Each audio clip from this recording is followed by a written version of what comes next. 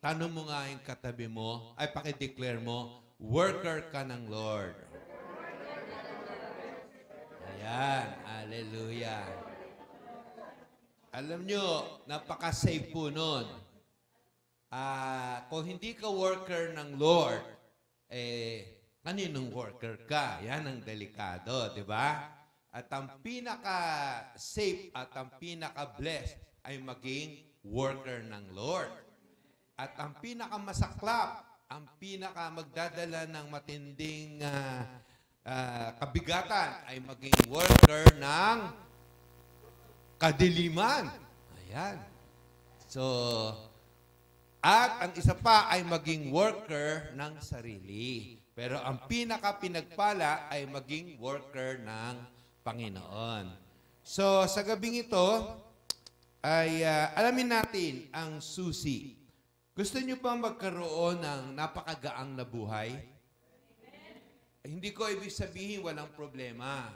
Hindi mawawala ang problema. Gusto niyo bang mawala na ang problema? Ay, delikado. Delikado yun, sister. Pagka nawalan na tayo ng problema, medyo delikado. Alam niyo ba na ang buhay, para masabing puno ng buhay, ay puno ng problema. Ayan. Pero siyempre, hindi naman alam ni sister na may ganoong bagay. Pero ngayon ay aalamin natin, paano ba magiging magaang ang buhay? At paano maiiwasan ang talagang mabigat na buhay? Kayo ba ay nakaranas ng magkaroon ng napakabigat na buhay? So makita po natin ang pinaka-susi sa kagaga. Kasi meron sa Bible Come unto me. Diba? All of you who are heavily laden. Doon sa mga pagod na at nabibigat ang lubha. Lumapit kayo sa akin at kayo ay bibigyan ko ng kapahingahan. So, ang tanong, bakit nung pumunta ang Panginoon, ang daming pagod? Bakit? Kasi nga, ay pag maaalamin natin ang pinakaugat at ang pinakasolusyon. Umaga pa ko ng text, no? Taga Bacoor, Pastor, isama niyo po sa prayer yung anak ko, nasunugan sila kagabi. Wala po talagang natira. Kakabalikan pa lang nila, naghiwalay sila, tapos nagkabalikan. Ang problema, nasunog naman yung buong bahay nila at walang natira. Napakabigat, di ba? So, tayo ba ay nilikha ng Diyos para mahirapan sa buhay? Ikaw ba ay nilikha ng Diyos para mabigatan? Tingin ko, hindi tayo nilikha mga tao na kawangis niya para mabigatan sa buhay. Nilikha niya tayo para mag-enjoy. Kaya nga sabi niya, dumating si Jesus para magkaroon tayo ng buhay. At hindi lang basta buhay. Jesus came that we might have life and have it abundantly. Pero si Satan daw ay dumating para magnakaw, mangwasak, pumatay. Kaya mabigat kasi panay ang nakaw ng dyablo. So ang title po natin ngayon ay Follower of Jesus. Are you a follower of Jesus? Alam nyo ba na hindi tayo tinawag maging Kristiyano, tinawag tayo maging tagasunod. Posible kaya ang Kristiyano pero hindi tagasunod? Posible ba yon? A Christian but not a follower. Pero hindi naman posible maging follower pagkatapos hindi ka Christian. Imposible yon. Pero posible na hindi Christian ka pero hindi ka follower. Paano bang palatandaan ng tagasunod ni Kristo? Paano? Ayan ang ating aalamin. Lucas 9:23-25. Tumayo po tayong lahat at basahin po natin ito. Ready? Go! Sinabi niya sa kanilang lahat, ang Sino mang nagnanais sumunod sa akin ay kinakailangan itakwil niya ang kanyang sarili.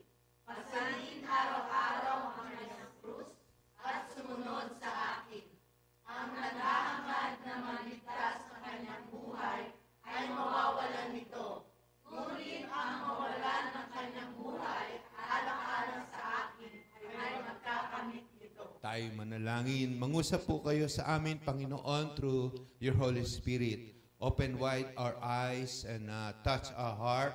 Makita po namin ang mga malagintong katotohanang nakapaloob sa iyong mga salita.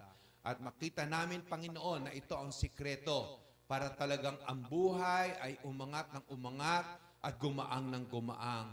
Sapagkat ito ang kalooban mo upang kami, O Diyos, ay talagang dito pa lang sa lupa, mapatunayan naming totoo ang magandang plano ng Diyos. Salamat po sa pangalan ng Panginoong Hesus. Amen. So napakabigat po na ang hinihiling ng Panginoon. Kung gusto mo raw na maging tagasunod, sino dito gusto maging tagasunod ng Panginoon? Yan. Ako magiging prangka ako sa inyo ngayong gabi. Okay lang po ba?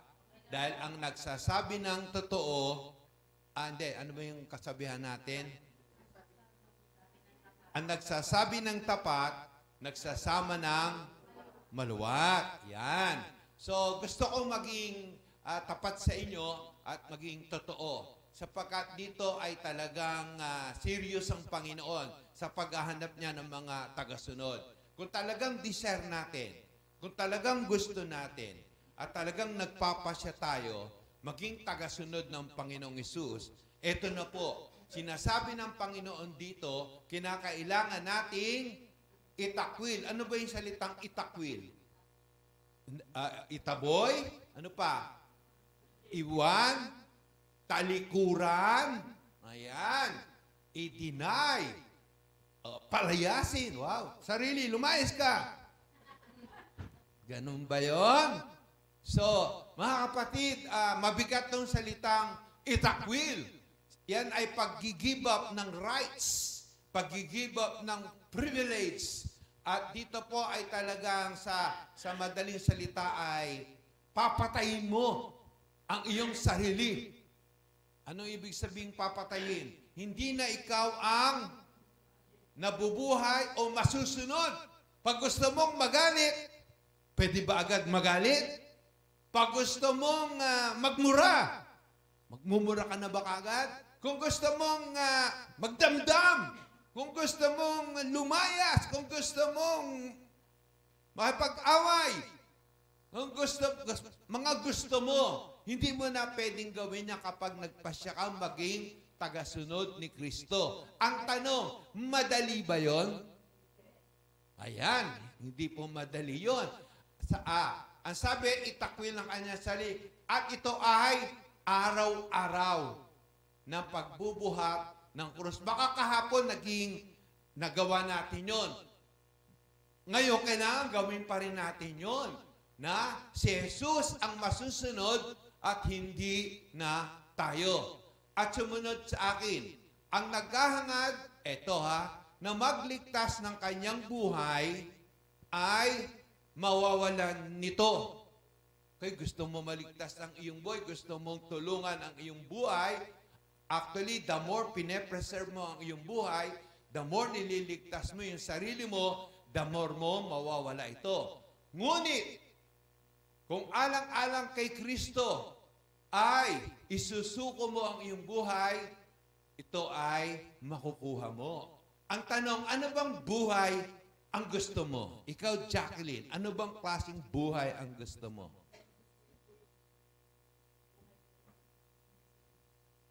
Yan.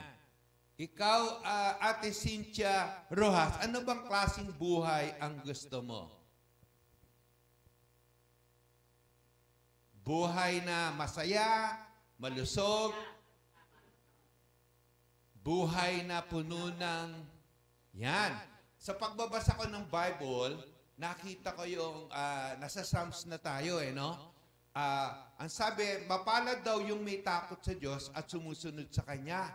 Dahil sila ay, sila ay magiging joyful, magiging wealthy, magiging healthy, magiging peaceful.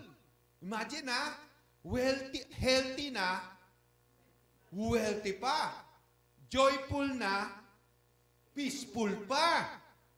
Saan ka pa? Isang uri ng buhay na mayroong abundance. Di ba sabi ng Lord, I have come that we might have life. Sinong tao hindi maghahangad ng ganyan? Kaya nga trabaho ng trabaho ang tao, di ba? Bakit trabaho ng trabaho ang tao? Anong gusto niyang meron? Pera ba talaga? Pag may pera ba, magiging masayang-masaya na? Hindi. Ibig sabihin, totoo, kasi ang paniniwala, pag maraming pera, masaya. Pero si Solomon, ang daming pera, pero malungkot pa rin. Maganda, marami ka ng pera, tapos masaya ka pa. Masaya ka na, mapayapa ka pa. At wala kang kaaway. Di ba? Isang uri ng buhay na kaya ang tao nagsisikap para magkaroon ng maganda buhay, pati sa kanyang mga anak, na may maayos na bahay, na mayroong maayos na gamit. Di ba? Mayroong magandang hindi nagkukulang, kundi mayroong pang-share your blessing. Katulad ng pamilyang hallelujah, pamilyang J. Mar. Talagang sa pagbisita, sa pagdalaw. Katulad ni Sister Christopher. Hallelujah, gusto nila nakakapag-share sila ng blessing. Masarap ba mag-share ng blessing? Makakapag-share lang tayo ng blessing kung tayo ay umaapaw na sa blessing. Ang sarap talagang kahapon o makalawa ba yun, may nag-text sa akin, Pastor, gato, ganyan-ganyan. Sige, pakatapos natin makapag-pray, ang sarap ng pakaramdam na maging blessing. Yan ang gusto ng Lord sa ating buhay. Kaya lang, ang tanong, gusto rin ng Lord yan. Ang problema, mayroong sumasagabal. Sa tingin nyo, ano ang number 1 sagabal para hindi magkaroon ng ganitong kasiyasiyang buhay? Ano ang sagabal? Sarili. Ayan. Tama si sister, sarili. Ang sarili, hindi ang dyablo, actually. Sabi ng dyablo pambira, ako na lang ng ako ang sinisisi. Pabihira naman, konting mali, ako ang nagkaroon ng high blood, ako ang nagkaroon ng gout, ako ang sinisisi. Pag nangungutang, kulang sa pera, ako pa rin ang sinisisi. Pag nabibigo, nasasawi, ako ang sinisisi. Pero sino ba ang nagdidesisyon? Tayo! Tayo ang gumagawa ng mga desisyon. Sa bawat desisyon ay mayroong bungayan. Kaya dapat maingat. Kaya ang sabi ng Panginoon, itakwil mo yung sarili. Kasi yung sarili natin, ang palaging nagiging sagabal para matupad yung magandang plano ng Diyos. Alam nyo ba, kaya nung dumating ang Panginoon, maraming pagod? Kayo ba naranasan nyo sa buhay nyo, sa dami ng problema, napagod kayo? Bihira naman buhay to. Wala nang kalutasang problema. Wala nang kalutasang kagipitan. Wala nang kalutasan. Alam nyo mga kapatid, para maiba naman ang buhay, huwag na ikaw ang masunod ng masunod sa buhay mo. Pag nagpapatakbo ka ng sasakyan, hayaan mong huwag na ikaw yung humawak sa manibela. Hayaan mong ang Panginoon naman ang humawak ng manibela. Maaari pupunta ka ng Tagaytay at alam mo ang daan. Ito ang daan. Pero may alam si Lord na mas magandang daan. Maaring pupunta kang Tagaytay, 2 oras. Merong alam si Lord, 1 oras lang. Pastor, wala pa yata niyan. Ibig ko lang sabihin, kapag si Lord na ang naging driver ng buhay mo, sigurado yung pinakamimithi nating buhay ay, etong patunay niyan. Lugi ka ba pag sinuko mo yung sarili mo at sumunod ka kay Jesus? Ayan ang linaw nito. Si Pedro, ang sabi niyan, sinabi ni Pedro, Luke 18, verse 28, paano naman kami? Iniwan namin ang, lahat. Pag sinabing lahat, ano ibig sabihin? Walang ititira. Lahat, sabi ni Pedro, iniwan namin ang lahat upang sumunod sa inyo. Sumagot si Jesus, eto, napakaganda ng sagot ng Panginoon. Sinasabi ko sa inyo ang totoo. Sabihin nyo, totoo. Ito, sa totoo lang, ha?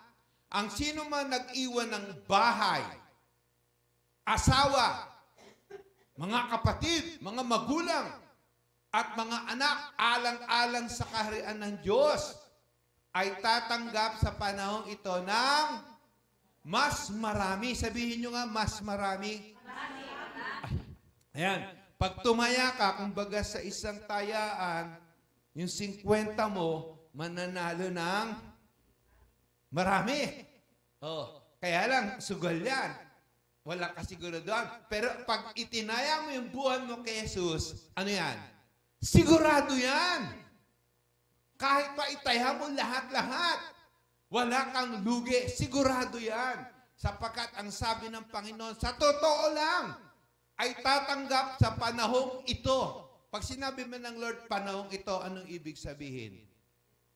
Ngayon, habang nabubuhay ka, hindi mo kailangan mapunta sa langit para hindi mo matanggap yung sinasabi ng Lord na mas marami. Dito pa lang, ipapatikim na sa'yo ng Lord yung sinasabi niyang marami kaysa sa mga iniwan mo. Lugi ba tayo sa Panginoon dyan? Mas marami pa kaysa sa mga iniwan niya. At ito pa, may bonus. And there is more. At tatanggap din ng buhay na walang hanggan sa darating na panahon. Dalawang panahon yan, ha? Sa panahong ito, tatanggap ka ng mas marami.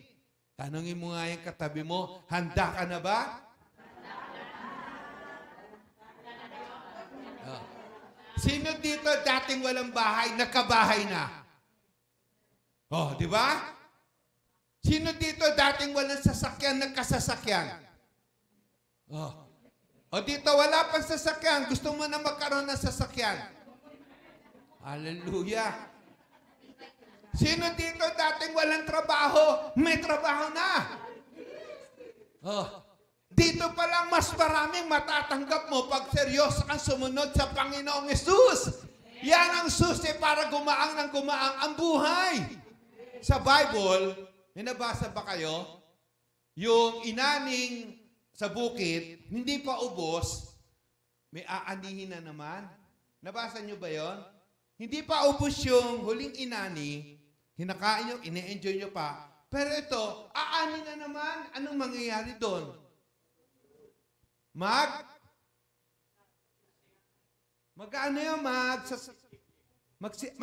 Magtatagpo yun. Hindi pa nga ubos. Ito, aanin na naman. Hallelujah. Ano di ba ibig sabihin nun? Hindi pa ubos ang sweldo mo. Ito, padating na naman ang sweldo. Hallelujah, Lord may sweldo pa. Hindi pa ubos. Magpapangabot. Ang sarap nun. Paano yung 2 linggo pa ang sweldo, ubos na? Panginoon, hindi nagpang-abot. Pwede nating maisip si Bombay. Pwede nating maisip si 5-6. Kaya nangyayari, paikot-ikot, no? Pero hindi yan ang kalooban ng Diyos. Ang kalooban ng Diyos, hindi pa ubos yung sweldo mo nung huli, padating pa yung susunod na sweldo. Hallelujah. Gusto ba natin yon? Ang susi, anong pinakasusi? Kinakailangan sumunod tayo ng todo sa Panginoon. At ang pagsunod sa Panginoon, hindi basta-basta iiwan mo to para makasunod ka. Ano sabi doon? Kailangan iwan mo ang lahat. Paano ba natin makikita yon? Halimbawa, tinawag ka ng Panginoon sa paglilingkod. Tinawag ka ng Panginoon para sa kanyang kaharian lumawak.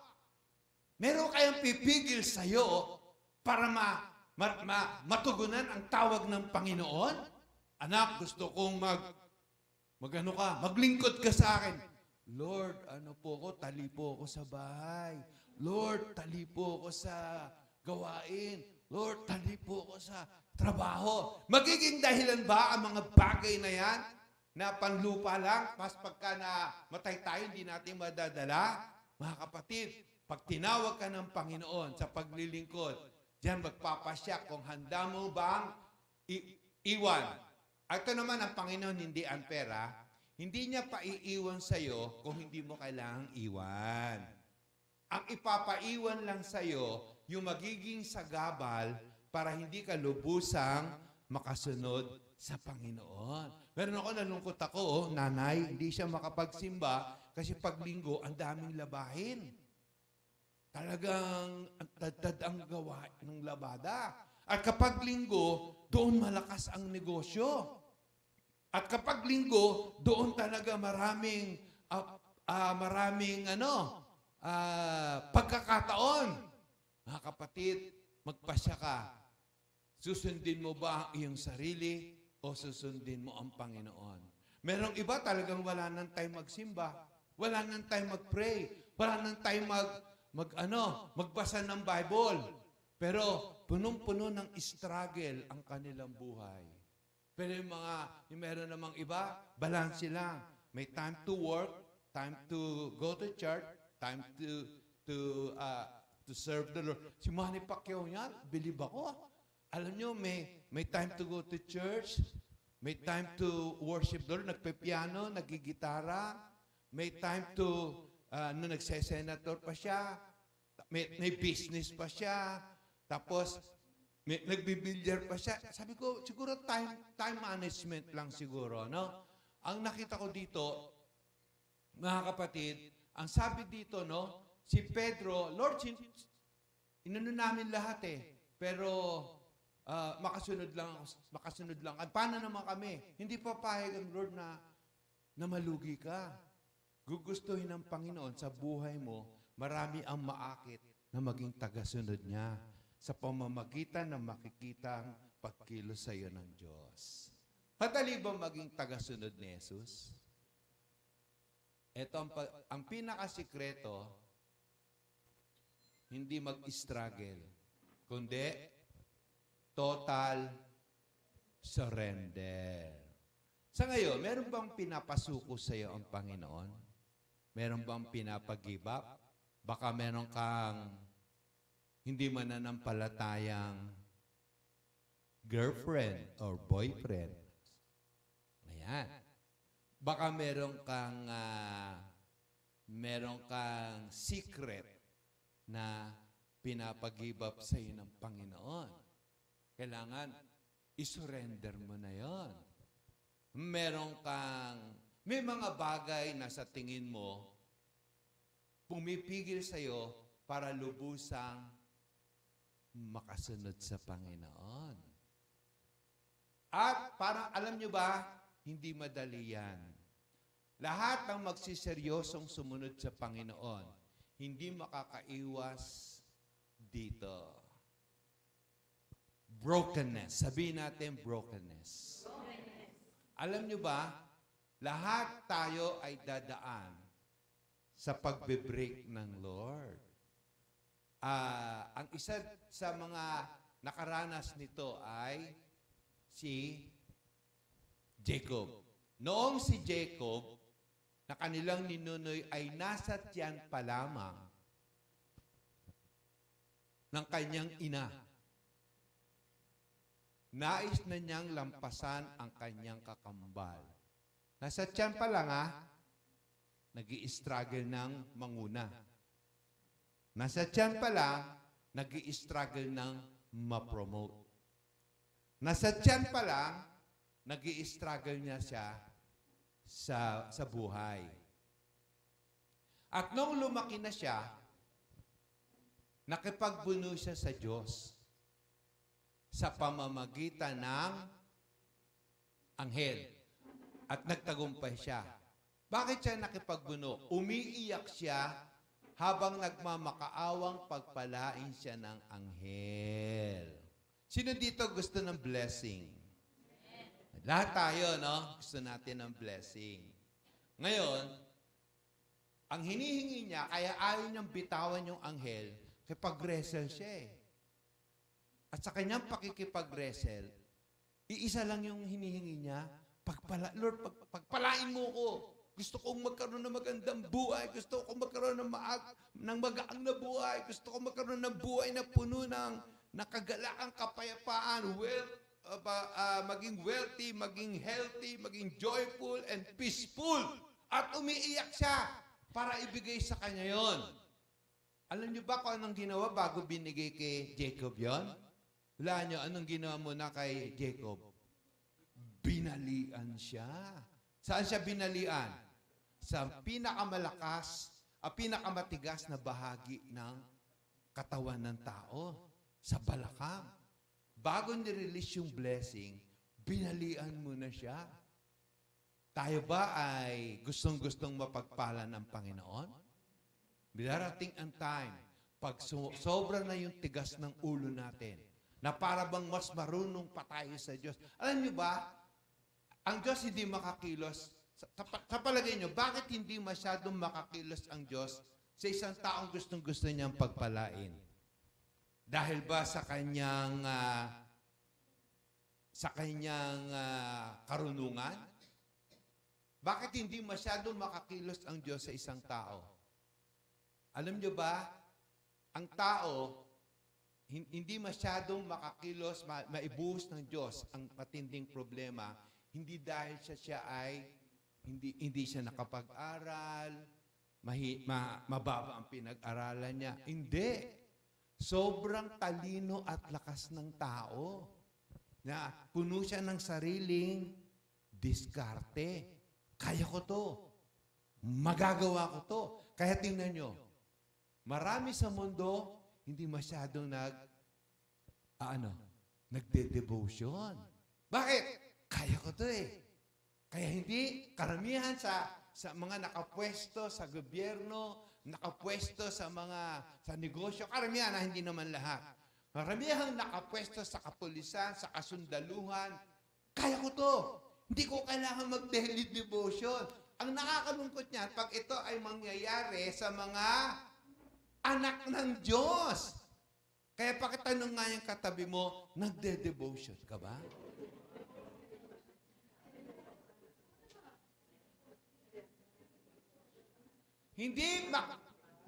Ang pumipigil sa Diyos para makagawa siya o maitaas niya ang tao at maibigay ang uri ng buhay, sobrang lakas ng tao, sobrang talino. At ang kailangan muna ng Diyos na balian. Alam niyo ba, bago tayong magamit mightily ng Panginoon, kailangan muna tayong balian. Kita niyo si Pedro. Anong nangyari kay Pedro? Sabi ni Pedro, Lord, kahit kamatayan, hindi ako mapipigilan, makakasundo ko sa'yo. Para nakikita ni Pedro, kayang-kaya akong sumunod sa'yo. Totoo? Sabi ni Lord kay Pedro, sinasabi ko sa'yo, bago tumilaok ang manok, 3 beses mo kung ikakaila. Bakit? Hindi pa siya puspos ng Holy Spirit. Kapag prayer time, natutulog. Pagkatapos sasabihin ni Pedro, Lord, hanggang kamatayan. Kaya ang Panginoon hindi na-impress eh. Ang sabi ng Lord, 3 beses mo akong ano nangyari?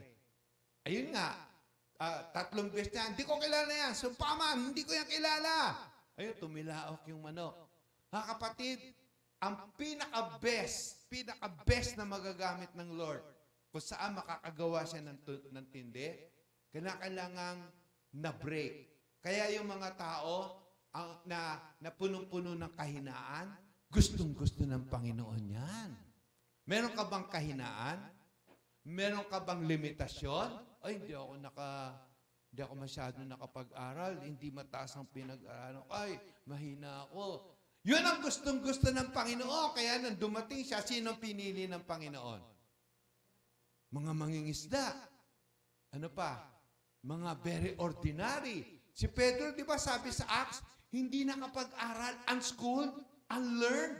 Pero manghang-mangha yung mga Pariseo. Dahil ang alam lang nila, kasama nila si Kristo. Dahil ang huhusay at ang tatapang at ang gagaling nila. Nabasa niyo ba yon? Nung dumating ang Panginoon, hindi niya pinili ang mga Pariseo, hindi niya pinili ang mga Saduseo, ang scribes. Hindi yan ang pinili niya. Pero matatalino to.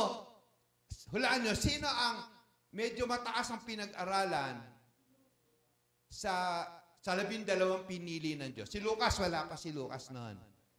Hindi siya kasama sa 12.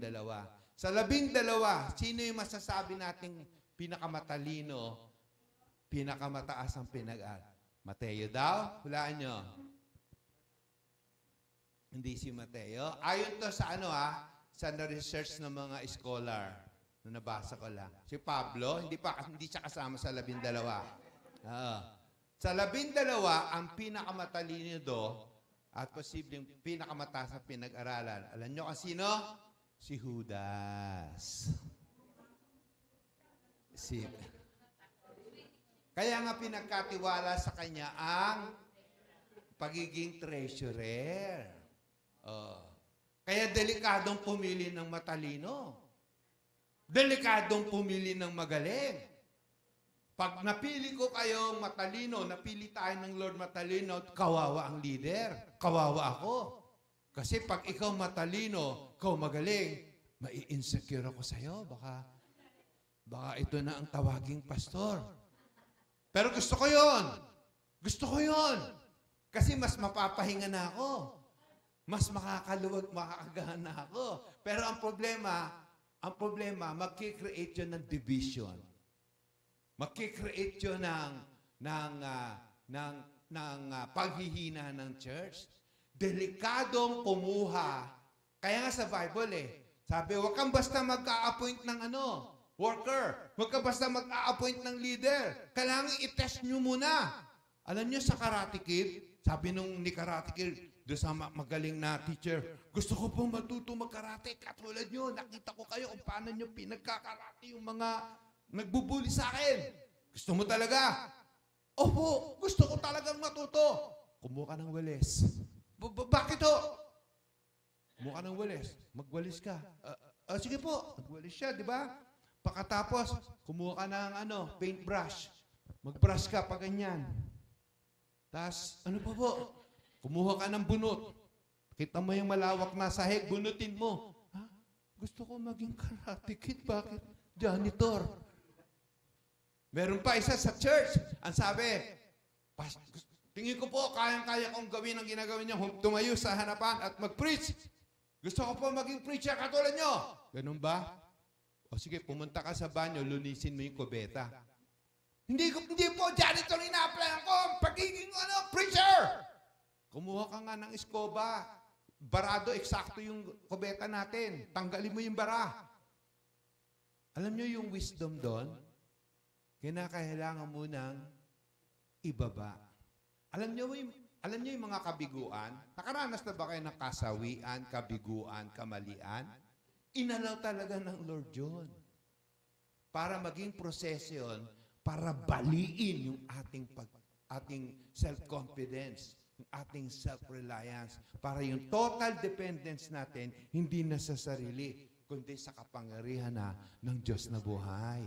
Para pag nagtagumpay ka, at para kung magkaroon ka ng magandang buhay, hindi mo sasabihin, sa galing ko to, sa husay ko to, sa talino ko to. Hindi, kitang-kita mo, kundi sa biyaya ng Diyos, hindi mo magagawa yon. Di ba sa Old Testament, mayroong tagumpay na hari, si Nebuchadnezzar? Ang sabi niya, sa galing ko, kaya ako napalago ang kaharian ko. Ano nangyari sa kanya? Bigla siya nag-isip hayop. Parang nag-iba yung attitude niya, ginawa sa kanya, kinulong mo na siya saglit. At doon sa kulungan, kumaba yung kanyang kuko. Pagkatapos ang kinakain niya, damo. Parang nawala yung katinuan niya. Pero sa bandang huli, nung nakita niya, dahil sa kapangyarihan ng Diyos, kaya niya napalago ang kaharian, ibinalik yung katinuan niya, at ibinalik siya sa kanyang posisyon. At nasabi niya, makapangyarihan ng Diyos, sa kanya galing ang lahat. Kapatid, hindi maiiwasan na hindi tayo i-break ng Lord. Kaya kung may nangyayari sa iyong kabiguan, kasawian, kamalian, pasalamat ka sa Panginoon. Kasi nasa proseso ka, nagagamitin ka mightily ng Panginoon.